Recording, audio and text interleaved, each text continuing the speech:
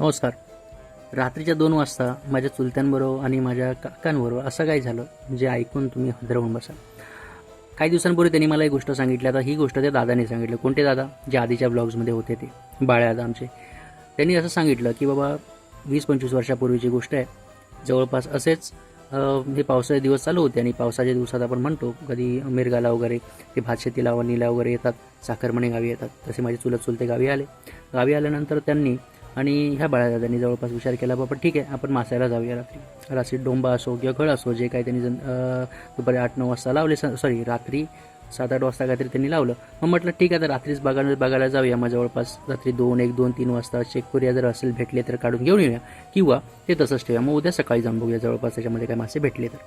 खरं सांगायचं असेल तर रात्री प्लॅननुसार तसंच झालं. संध्याकाळी 7-8 वाजता त्यांनी लावलं. त्याच्यानंतर रात्री 1-2 वाजता म्हणतात बाबा पाणी आलं आहे काढूया, नाही तर तो वाहून जायचा घड. त्याच्यामुळे ते रात्री 2-1 वाजता चेक करायला गेल्यानंतर खरं सांगायचं जे माझे चुलते होते ते थोडंफार मध्यधुंद अवस्थेत, म्हणजे जवळपास म्हणू शकतो की थोडंफार त्यांनी घेतलेली होती.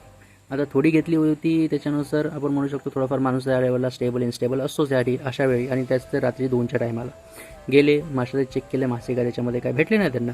परंतु जे चुलते होते त्यांना कुठेतरी एक म्हातारी रडताना दिसली रात्री 2 वाजता नदीमध्ये. आता रात्री 2 वाजता म्हातारी रडताना दिसते, जवळपास नदीला पाणी आलेलं आहे. ते म्हणतात अगे म्हातारी तू काही गेलास. तिच्याजवळ गेल्या, तिला विचारपूस करायचा प्रयत्न केला, तिच्याशी बोलायचा प्रयत्न केला, नक्की रात्री 2 वाजता म्हातारी ते काय करते.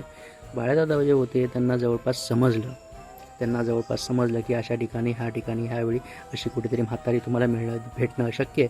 परंतु हे जे होते ह्यांनी जे घेतलेली होती त्याच्यानुसार जवळपास यांना त्याचा अंदाज काय आलेला नाही आणि ते ज्या म्हातारीजवळ गेले तिच्यावर बोलायला लागले. मग ती म्हातारी पण त्यांच्यावर बोलायला लागली, माझा पोरगा मला सोडून गेला, इथेच मला सोडून गेला, हे झालं ते झालं. मग हे विचार, मग इथे काय करते, मग तुझा ID दे, तू कुठून आलीस, काय ह्या सगळ्या गोष्टी त्यांच्या ज्या बोलण्या चालू झाले.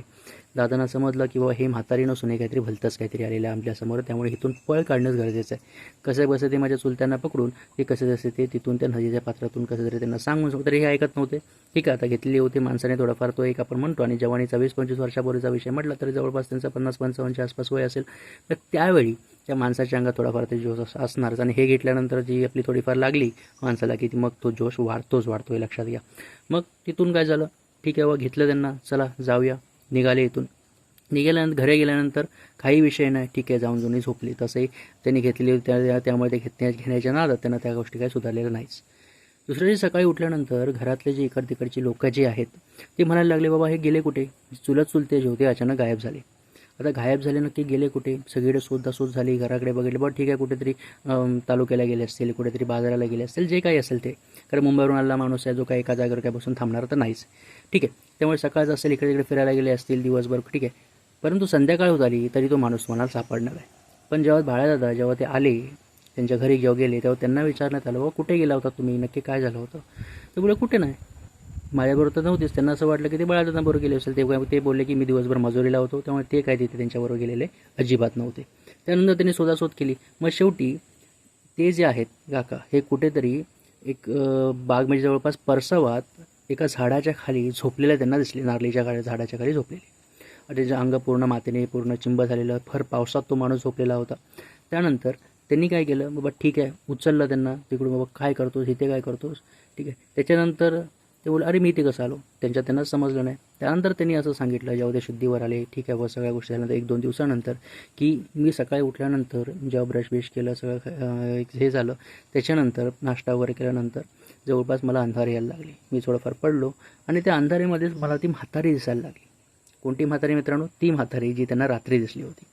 ती सांगायची, अरे तिथे काय करतोस, चल बाहेर चल, मला नेम पोचवणार होतोस ना, चल मला नेम पोचव.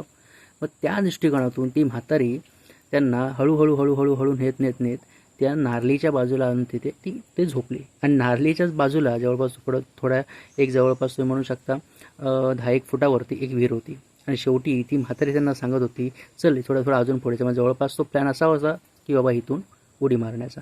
आता आपण म्हणू शकतो हे भूताचा विषय असू शकतो किंवा त्यांच्या मनाचा भ्रम असू शकतो, काही असू शकतो. परंतु ही बातमी किंवा ही माहिती किंवा ही कथा आपण म्हणू शकतो ही त्यांच्याबरोबर झालेली गोष्ट जी असो म्हणू शकतो, हे बाळादादा जे आधीच्या ब्लॉग्समध्ये आले त्यांनी मला त्यांच्याबद्दल सांगितली होती.